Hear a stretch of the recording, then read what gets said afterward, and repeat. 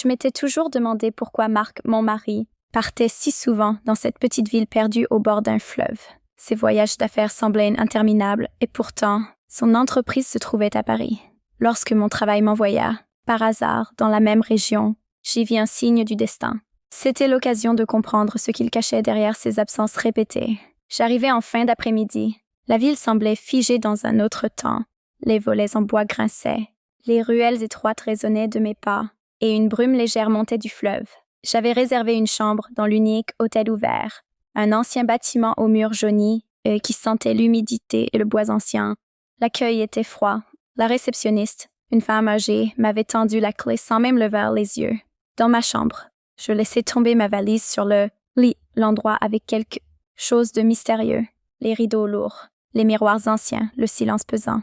Pourtant, ce n'était pas le décor qui me troublait le plus, mais le fait que, dans le registre posé à la réception, j'avais lu un nom familier, celui de Marc. Il était venu ici, il y a à peine une semaine. Et il n'était pas seul. Le cœur battant, je sortis dans les couloirs pour explorer. L'hôtel paraissait presque vide. Pourtant, j'entendais parfois le craquement des planches, comme si quelqu'un marchait derrière moi. Je crus voir une silhouette disparaître au bout du couloir. Une femme aux cheveux bruns, vêtue d'un manteau clair. Je voulus l'appeler, mais aucun son ne sortit de ma bouche. De retour dans ma chambre, j'ouvris la fenêtre.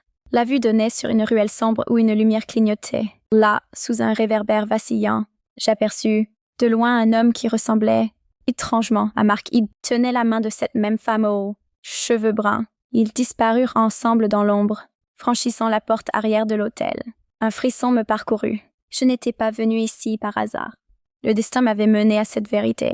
Mais étais-je prête à l'entendre? Je refermai doucement les rideaux, le souffle court. La nuit tombait, et avec elle un secret que j'étais déterminée à révéler. Le lendemain matin, je m'éveillai tôt, encore bouleversée par ce que j'avais aperçu la veille. Mon esprit refusait d'admettre l'évidence. Peut-être avais-je simplement confondu, peut-être que ce n'était pas Marc. Pourtant, le nom inscrit dans le registre ne mentait pas. Je descendis prendre un café dans la salle à manger de l'hôtel. Elle était presque vide, à l'exception d'un couple assis près de la fenêtre. L'homme portait un manteau sombre et lisait distraitement un journal, tandis que la femme, élégante, riait doucement. Je détournai rapidement les yeux. Ce n'était pas Marc. Mais l'atmosphère oppressante de l'hôtel rendait chaque détail suspect. Après mon repas, je décidai d'explorer davantage le bâtiment. Les couloirs étaient interminables, décorés de tapis usés et de portraits anciens dont les regards semblaient me suivre. L'air était lourd, comme chargé de souvenirs oubliés. Je montai au 2e étage et, en passant devant une porte entr'ouverte, je crus entendre des voix étouffées. Je m'approchai doucement. Un rire féminin s'échappa, suivi d'un murmure masculin. Mon cœur s'emballa. Je collai mon oreille contre la porte. Les mots étaient indistincts, mais la voix de l'homme. Mon Dieu, elle ressemblait à celle de Marc. Je reculai précipitamment. Mes mains tremblaient. Je ne voulais pas être surprise à espionner. Je retournai dans ma chambre, mais le doute m'empêchait de rester immobile. J'ouvris mon carnet, où je pris quelques notes, comme une enquêteuse. Arrivée de Marc confirmée par registre. Aperçu la nuit dernière avec une femme. Voix semblable entendue derrière une porte. Chaque détail s'accumulait comme des preuves contre lui. En fin d'après-midi, je sortis marcher près du fleuve. L'air y était plus frais et je tentais de calmer mes pensées. C'est alors que je la revis. La femme aux cheveux bruns. Elle était seule, accoudée à la rambarde, observant l'eau. Elle portait une écharpe claire que je reconnus aussitôt. C'était celle que Marc m'avait offerte, il y a 2 ans, pour mon anniversaire. Je sentis mes jambes vaciller. Devais-je l'aborder? Lui demander son nom? Ou me taire et la suivre discrètement? La peur et la colère se disputaient dans ma poitrine. Finalement, je fis demi-tour, incapable d'affronter cette vérité de plein fouet. De retour à l'hôtel, la nuit tomba rapidement. J'entendis de nouveau des pas dans le couloir. Cette fois, je sortis brusquement, trop tard. Je vis seulement une porte se refermer à l'autre bout. Une intuition me soufflait que Marc se cachait derrière. Je posai ma main sur la poignée, hésitante. La clé tourna de l'intérieur, comme pour me défier. Je reculai, le cœur battant à tout rompre. Ce n'était plus un simple soupçon. Quelque chose d'inavouable se jouait dans ces murs, et j'étais sur le point de tout découvrir. La nuit fut longue et agitée. Chaque craquement du bois, chaque ombre projetée sur les murs me maintenait éveillée. Vers 3 heures du matin, n'y tenant plus, je décidai de sortir de ma chambre. J'avais besoin de réponses, même au risque de tomber nez à nez avec Marc. Les couloirs étaient déserts, éclairés par une lumière vacillante. J'avançai à pas feutrés, jusqu'à apercevoir une lueur sous une porte entr'ouverte. Poussée par une curiosité irrépressible, je m'approchai. La chambre était vide, mais sur la table de chevet, quelqu'un avait laissé un carnet en cuir brun. Je le pris entre mes mains tremblantes. Il ne portait aucun nom, mais en l'ouvrant, je reconnus immédiatement l'écriture de Marc. Ses lettres penchées, ses phrases parfois interrompues. Il n'y avait aucun doute. Je m'assis sur le lit pour lire. Les premières pages semblaient anodines, des notes sur des rendez-vous, des chiffres, des adresses. Mais plus loin, les mots devinrent troublants. J'ai laissé ma respiration dans ce silence. Chaque fois que je viens ici, je retrouve une vie que je ne peux pas vivre ailleurs. Mon mariage est une cage dorée, mais avec elle, je respire. Je sentis mes yeux s'embuer. Chaque phrase était une gifle.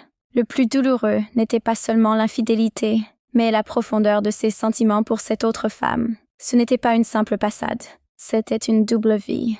En refermant le carnet, une feuille glissa au sol. Je la ramassai. C'était une photo légèrement froissée. On y voyait Marc souriant, son bras passé autour de la femme brune. Il se tenait devant cet autel, exactement là où j'étais assise à cet instant. Je crus défaillir. Mon souffle se coupa, mes jambes se figèrent. Comment avait-il pu?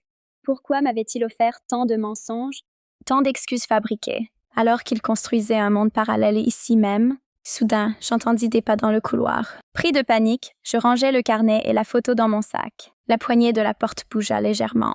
Je coupai la lampe, retenant ma respiration. Puis, après quelques secondes interminables, les pas s'éloignèrent.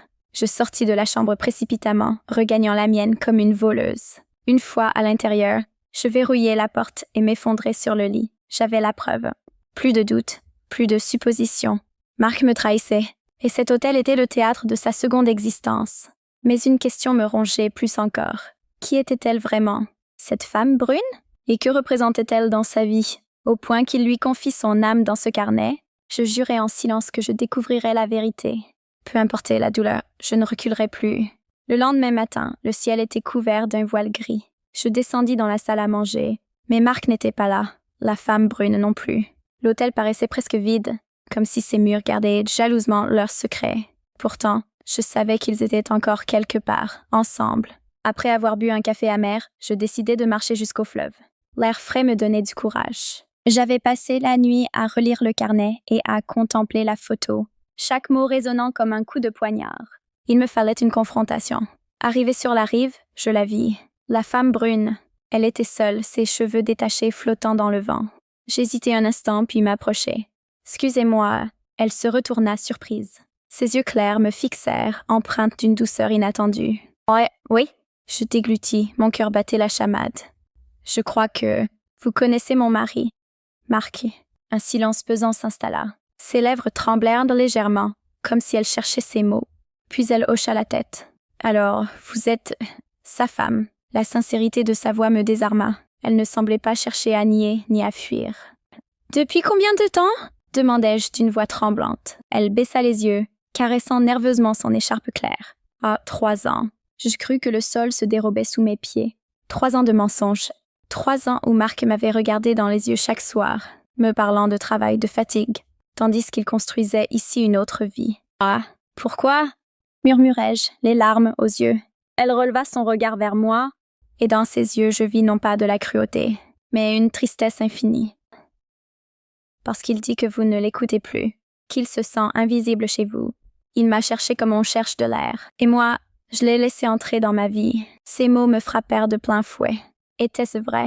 Avais-je, sans le savoir, laissé un vide immense dans mon couple? Et où n'était-ce qu'une excuse pour justifier sa trahison? Hier, je serrai la photo dans ma main. Et vous, l'aimiez-vous? Elle détourna le regard. Je l'aime toujours, mais je sais qu'il ne quittera jamais votre maison, votre vie. Pour moi, il n'y aura toujours que des miettes. Ces paroles me glacèrent. L'image de Marc s'effondra dans mon esprit. Ni héros, ni victime, mais un homme partagé, égoïste, incapable de choisir. Avant que je ne puisse répondre, une voix masculine résonna derrière nous. « Claire !» Je me retournai. Marc se tenait là, son visage blême, surpris de me voir. Le moment de vérité venait d'arriver. Marc resta figé quelques secondes, comme s'il ne parvenait pas à croire à la scène qui se déroulait devant lui. Moi, sa femme, et Claire, sa maîtresse, réunis sur cette rive grise où le fleuve grondait comme un témoin silencieux. Qu'est-ce que tu fais ici? Balbutia-t-il. Je sentis la colère monter, mais aussi une étrange sérénité. J'avais attendu ce moment, je l'avais redouté, et maintenant qu'il était là, je n'avais plus peur. Je suis venue chercher la vérité, Marc, et je l'ai trouvée. Claire recula d'un pas, mal à l'aise. Marc passa une main nerveuse dans ses cheveux, cherchant visiblement une explication. « N'est-ce pas ce que tu crois? » Je sortis le carnet de mon sac et le brandis devant lui. « Vraiment? Alors ça, ce n'est rien? Ces mots, ces promesses, ces mensonges.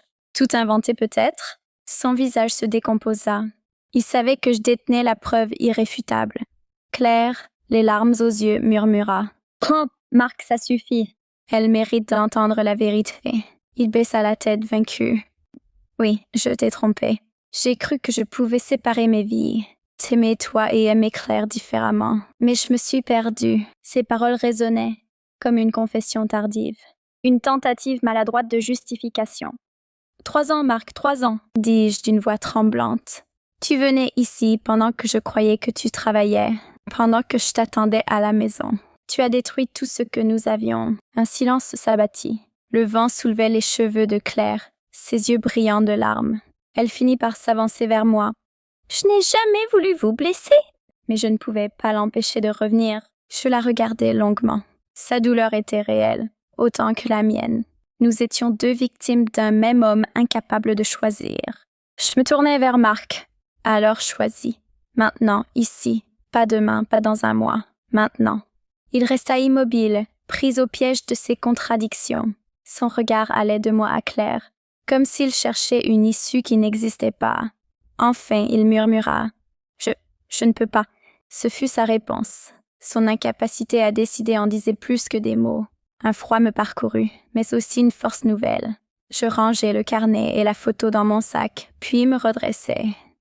Alors moi, je choisis. Je choisis de ne plus être ton ombre. Je choisis de reprendre ma vie, sans toi. Je tournai les talons, laissant Marc et Claire sur la rive. Le fleuve, indifférent, poursuivait son cours, emportant avec lui les mensonges et les regrets. En quittant cette ville, je compris que la vérité, aussi douloureuse soit-elle, était une libération. Marc avait perdu ses 2 vies, et moi, j'avais retrouvé la mienne.